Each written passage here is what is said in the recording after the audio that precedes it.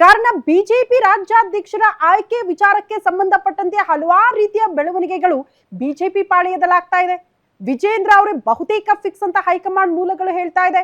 ಒಂದ್ ಕಡೆ ವಿಜೇಂದ್ರ ಅವರು ಬೇಡ, ಬೇರೆಯವರಿಗೆ ಅವಕಾಶ ಕೊಡಿ ಅಂತ ಮತ್ತೊಂದು ಟೀಮ್ನವರು ಕೂಡ ಹೇಳ್ತಿದ್ದಾರೆ. ಇಷ್ಟೆಲ್ಲ ಬೆಳವಣಿಗೆಯ ಮಧ್ಯೆ ಒಬ್ಬ ಹಿರಿಯ ನಾಯಕ, ಸಂಸದ ಜೊತೆಗೆ ಬಿಜೆಪಿ ಹೈಕಮಾಂಡ್ ಮೇಲೆ ಒತ್ತಡ ಹಾಕೋದಕ್ಕೆ ಪ್ಲಾನ್ ಮಾಡ್ಕೊಂಡಿದ್ರಂತೆ. ಪ್ಲಾನಿಂಗ್ಗಳು ಆಗಿತ್ತು, ಒತ್ತಡ ಹಾಕಿದ್ರು, ಲಾಬಿಗಳಾಯ್ತು ರಾಜ್ಯಾಧ್ಯಕ್ಷ ಪಟ್ಟದ ವಿಚಾರಕ್ಕೆ ಸಂಬಂಧಪಟ್ಟಂತೆ. ಜೊತೆಗಿದ್ದೆ ಬೆನ್ನಿಗೆ ಚೂರಿ ಹಾಕುವ ಕೆಲಸ ಮಾಡ್ಬಿಟ್ರ ಅವರು ಅನ್ನುವಂತಹ ಅತಿ ದೊಡ್ಡ ಪ್ರಶ್ನೆ ಕಾಡ್ತಾ ಇದೆ. ಕಾರಣ ಯಾರ ಬಗ್ಗೆ ಹೇಳ್ತಾ ಇದ್ದೀವಿ? BS ಯಡಿಯೂರಪ್ಪನವರ ಅತ್ಯಾಪ್ತ, ಸಿಎಂ ಸ್ಥಾನದಿಂದ ಕೆಳಗಿಳಿದ ಬಳಿಕ ಯಡಿಯೂರಪ್ಪನವರು ಇವರಿಗೆ ಸಿಎಂ ಪಟ್ಟ ಸಿಗಬೇಕು ಅಂತ ಬೊಮ್ಮಾಯಿ ಅವರನ್ನ ಆ ಪಟ್ಟದಲ್ಲಿ ಕೂರಿಸಿದ್ರು. ಬಟ್ ಬೊಮ್ಮಾಯಿ ಏನ್ ಮಾಡ್ತಿದ್ದಾರೆ? ಬತ್ತಿ ಇಡೋದಕ್ಕೆ ಹೋದ ಮಾಜಿ ಸಿಎಂಗೆ ಹೈಕಮಾಂಡ್ ಏನ್ ಹೇಳಿದ್ರು? ಕೊನೆ ಬಾಲ್ ಸಿಕ್ಸರ್ ಹೊಡೆಯೋದಕ್ಕೆ ಆ ಲೀಡರ್ ಔಟ್ ಆಗ್ಬಿಟ್ಟಿದ್ದಾರಂತೆ. ನಾನು ರಾಜ್ಯಾಧ್ಯಕ್ಷನಾಗ್ತೀನಿ ಅಂತ ಹೇಳಿದವರಿಗೆ ಹೈಕಮಾಂಡ್ ಹೇಳಿದ್ದೇನು? ಇದು ಬಿಜೆಪಿ ಒಳಗಿನ ಬಿಗ್ ಎಕ್ಸ್ಕ್ಲೂಸಿವ್ ಸುದ್ದಿ. ಆರಂಭದಲ್ಲೇ ಹೇಳಿದೆ, ಬಿಜೆಪಿ ನಾಯಕರಿಗೂ ಕೂಡ ಬಹುತೇಕರಿಗೆ ಈ ವಿಚಾರ ಗೊತ್ತಿರಲ್ಲ. ಹೌದಾ, ಹೀಗೂ ಮಾಡಬಹುದಾ ಅಂತ ಬಹುತೇಕರು ಪ್ರಶ್ನೆ ಮಾಡಬಹುದು. ಕಾರಣ ಜೊತೆಗಿದ್ದೇ ಬೆನ್ನಿಗೆ ಚೂರಿ ಹಾಕೋ ಕೆಲಸ ಆ ಮಾಜಿ ಸಿಎಂ ಇಂದ ಆಗೋಯ್ತು. ಬಿಜೆಪಿ ಹೈಕಮಾಂಡ್ ಮಟ್ಟದಲ್ಲೇ ಲಾಬಿಗಳಾಯ್ತು. ಕೊನೆಯದಾಗಿ ಹೇಗಾದ್ರೂ ಪಟ್ಟ ಗಿಟ್ಟಿಸಿಕೊಳ್ಳಲೇಬೇಕು ಅಂತ ಸತತ ಪ್ರಯತ್ನಗಳಾಯ್ತು. ಬಟ್ ಬಿಜೆಪಿ ಹೈಕಮಾಂಡ್ ಅದಕ್ಕೆ ಮನ್ನಣೆ ಕೊಟ್ಟಿಲ್ಲ ಅನ್ನುವಂತಹ ವಿಚಾರ ಈಗ ಬೆಳಕಿಗೆ ಬರ್ತಾ ಇದೆ. ಹಾಗಾಗಿ ಬಿಜೆಪಿಯ ಜೊತೆಗೆ ಇದ್ದು, ತನ್ನ ಅತ್ಯಾಪ್ತರ ಜೊತೆಗೆ ಇದ್ದು, ಅವರಿಗೆ ಬೆನ್ನಿಗೆ ಚೂರಿ ಹಾಕೋ ಕೆಲಸಕ್ಕೆ ಮಾಜಿ ಸಿಎಂ ಮುಂದಾಗ್ಬಿಟ್ರಾ ಅನ್ನೋದು ಸದ್ಯ ಇರುವಂತಹ ಕುತೂಹಲ. ಆಬ್ವಿಯಸ್ಲಿ ಮಾಜಿ ಸಿಎಂ ಯಾರು ಅಂತ ನೀವು ಪ್ರಶ್ನೆ ಮಾಡಿದ್ರೆ ಅದೇ ಬಸವರಾಜ ಬೊಮ್ಮಾಯಿ, ಈಗ ಸಂಸದರು. ಸಹಜವಾಗಿ ಬೊಮ್ಮಾಯಿ ಅವ್ರಿಗೆ ಆಸೆ ಇದೆಯಪ್ಪ, ರಾಷ್ಟ್ರ ರಾಜಕಾರಣದಲ್ಲಿ ಸಕ್ರಿಯ ಆಗೋದಕ್ಕೆ ಅವ್ರಿಗೆ ಇಷ್ಟ ಇಲ್ಲ, ಬದಲಾಗಿ ರಾಜ್ಯ ರಾಜಕಾರಣಕ್ಕೆ ಹೇಗಾದ್ರೂ ಬರಲೇಬೇಕು ಅಂತ ಸತತ ಪ್ರಯತ್ನಗಳು ಕೂಡ ಅವರಿಂದ ಆಗ್ತಾ ಇದೆ. ಬರೀ ರಾಜ್ಯಾಧ್ಯಕ್ಷ ವಿಚಾರಕ್ಕೆ ಸಂಬಂಧಪಟ್ಟಂತೆ ಬೊಮ್ಮಾಯಿ ಅವರು ಆಟ ಆಡಿದ್ರ? ಅಲ್ಲ, ಸಿಎಂ ಪಟ್ಟ ಗಿಟ್ಟಿಸ್ಕೊಳ್ಳೋದ್ರಿಂದ ಹಿಡ್ಕೊಂಡು ಮೊನ್ನೆ ವಿಧಾನಸಭೆ ಚುನಾವಣೆಯ ಹೊಸ್ತಿಲಲ್ಲೂ ಕೂಡ ದೊಡ್ಡ ಮಟ್ಟದ ಆಟವನ್ನ ಬೊಮ್ಮಾಯಿ ಅವರು ಆಡ್ತಲೇ ಬಂದಿದ್ದಾರೆ. ಬಹುತೇಕರಿಗೆ ಆ ವಿಚಾರ ಗೊತ್ತೇ ಇಲ್ಲ.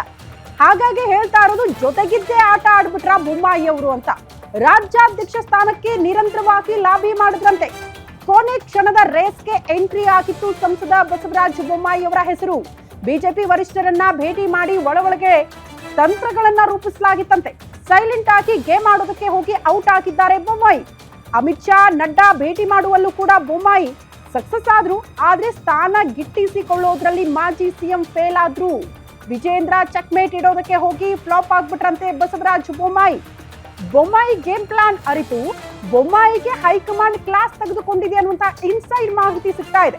ಬಂದ ದಾರಿಗೆ ಸುಂಕ ಇಲ್ಲದಂತೆ ವಾಪಸ್ ಆಗ್ಬಿಟ್ಟಿದ್ದಾರಂತೆ ಬೊಮ್ಮಾಯಿ.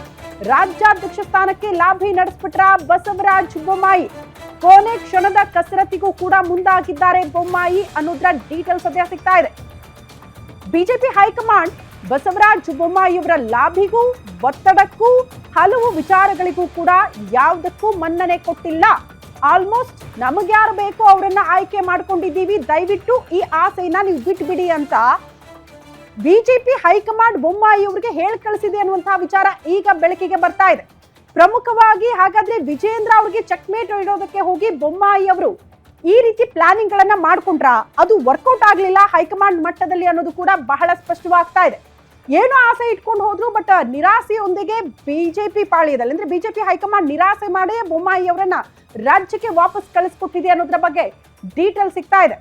ಪ್ರಮುಖವಾಗಿ ನಾನು ಆರಂಭದಿಂದಲೂ ಹೇಳ್ತಾ ಇದ್ದೀನಿ, ಬಸವರಾಜ ಬೊಮ್ಮಾಯಿ ಜಸ್ಟ್ ರಾಜ್ಯಾಧ್ಯಕ್ಷ ಪಟ್ಟಕ್ಕಾಗಿ ಈ ರೀತಿ ಲಾಭಿಗಳನ್ನ ಮಾಡಿದ್ರ, ಈ ರೀತಿ ಒತ್ತಡ ಹಾಕಿದ್ರ, ಜೊತೆಗೆ ಇದ್ದು ಆಟ ಗೊತ್ತಾಗದಂತೆ ಪಟ್ಟ ಗಿಟ್ಟಿಸಿಕೊಳ್ಳುವಂತ ಪ್ರಯತ್ನಗಳಾಯ್ತಾ ಅಂದ್ರೆ ಜಸ್ಟ್ ಇದು ಒಂದೇ ವಿಚಾರ ಅಲ್ಲ. ಅವರ ಸಿಎಂ ಪಟ್ಟ ಅಲಂಕರಿಸಿದಿಂದ ಹಿಡಿದು ಪ್ರತಿ ಚುನಾವಣೆಯಲ್ಲೂ ಕೂಡ ಅವರ ಸ್ಪರ್ಧೆ, ಅವರ ಮಗನ ಸ್ಪರ್ಧೆಯ ವಿಚಾರಕ್ಕೆ ಸಂಬಂಧಪಟ್ಟಂತೆಯೂ ಕೂಡ ವೆರಿ ಇಂಟ್ರೆಸ್ಟಿಂಗ್ ಮೂಮೆಂಟ್ ಗಳನ್ನ ಬೊಮ್ಮಾಯಿ ಅವರು ಅನುಸರಿಸಿದ್ರು ಅನ್ನುವಂತಹ ವಿಚಾರಗಳನ್ನ ಕೂಡ ನಾವು ಗಮನಿಸ್ತಾ ಹೋಗ್ಬೇಕಾಗತ್ತೆ. ಒಂದು ಕ್ಷಣ ಯೋಚನೆ ಮಾಡಿ, ಯಡಿಯೂರಪ್ಪ ಅವರನ್ನ ಸಿಎಂ ಸ್ಥಾನದಿಂದ ಹೈಕಮಾಂಡ್ ಕೆಳಗಿಳಿಸುತ್ತೆ ಅಂದ ತಕ್ಷಣ ಯಾರ್ಯಾರ್ದೋ ಹೆಸರು ರೇಸಲ್ಲಿ ಕಾಣೋದಕ್ಕೆ ಸಿಕ್ತು. ಬೊಮ್ಮಾಯಿ ಅವ್ರ ಹೆಸರೇ ಲಿಸ್ಟ್ ಅಲ್ಲಿ ಇರ್ಲಿಲ್ಲ. ಬೊಮ್ಮಾಯಿ ಅವರನ್ನ ಮಾಧ್ಯಮಗಳು ಪ್ರಶ್ನೆ ಮಾಡಿದ್ರೆ, ಏನ್ ಸರ್ ನೀವು ಸಿಎಂ ಆಗ್ತೀರಾ ಅಂತ ಪ್ರಶ್ನೆ ಮಾಡಿದ್ರೆ ನಗ್ತಾ, ನಾನು ಆ ರೀತಿ ಆಸೆ ಇಟ್ಕೊಂಡಿಲ್ಲ, ರೇಸಲ್ಲೂ ನಾನಿಲ್ಲ ಅನ್ನುವಂತಹ ವಿಚಾರಗಳನ್ನ ಬೊಮ್ಮಾಯಿ ಅವ್ರು ಹೇಳಿದ್ರು.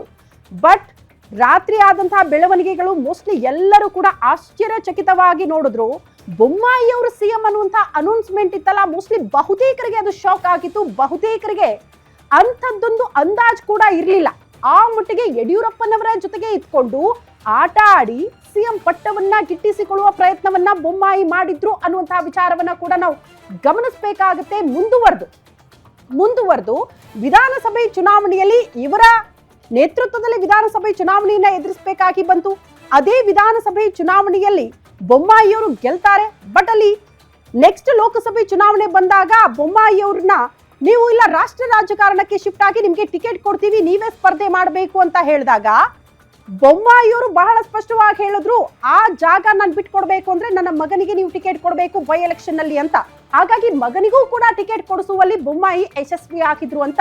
ಇನ್ನೊಂದು ವಿಚಾರ ನಾವು ಗಮನಿಸೋಣ. ನಿಮ್ಮ ನೇತೃತ್ವದಲ್ಲಿ ನಾವು ಚುನಾವಣೆಗೆ ಹೋಗಿ ಸೋತಿದ್ದೇವೆ ಅಂತ ಬಿಜೆಪಿ ಹೈಕಮಾಂಡ್ ಯಾಕೆ ನಿಮಗೆ ರಾಜ್ಯಾಧ್ಯಕ್ಷ ಸ್ಥಾನ ಸಿಗಲ್ಲ ಅನ್ನೋದಕ್ಕೆ ಒಂದಷ್ಟು ಕಾರಣಗಳನ್ನು ಮುಂದಿಟ್ಟಿದೆ ಅಂತೆ. ಚುನಾವಣೆಯಲ್ಲಿ ಭಾರಿ ಹಿನ್ನಡೆಯಾಗಿ ಅವಮಾನ ಕೂಡ ಆಗಿದೆ ನಮಗೆ, ಹಾಗಾಗಿ ನಿಮಗೆ ರಾಜ್ಯಾಧ್ಯಕ್ಷ ಪಟ್ಟ ಕೊಡೋದಕ್ಕಾಗಲ್ಲ. ಆಲ್ರೆಡಿ ಬಿಜೆಪಿ ಹೀನಾಯ ಸೋಲು ಕಾಣೋದಕ್ಕೂ ಕೂಡ ನೀವೇ ಕಾರಣ ಅನ್ನುವಂತಹ ವಿಚಾರವನ್ನ ಬಿಜೆಪಿ ಹೈಕಮಾಂಡ್ ಬೊಮ್ಮಾಯಿ ಅವರ ಮುಂದೆ ಇಟ್ಟಿದೆ ಅಂತ.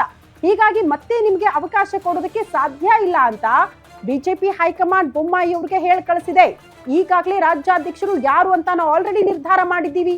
ಯಂಗ್ ಅಂಡ್ ಎನರ್ಜೆಟಿಕ್ ಲೀಡರ್ನ ಆಯ್ಕೆ ಮಾಡಲಾಗಿದೆ ಅನ್ನುವಂತ ಹಿಂಟನ್ನ ಬಿಜೆಪಿ ಹೈಕಮಾಂಡ್ ಕೊಟ್ಟು ಕಳಿಸಿದೆ ಅಂತೆ. ಅವರ ಜೊತೆ ನೀವು ಸೇರ್ಕೊಂಡು ಕೆಲಸ ಮಾಡ್ಬೇಕಷ್ಟೇ, ಬೇರೆ ಆಪ್ಷನ್ ಇಲ್ಲ.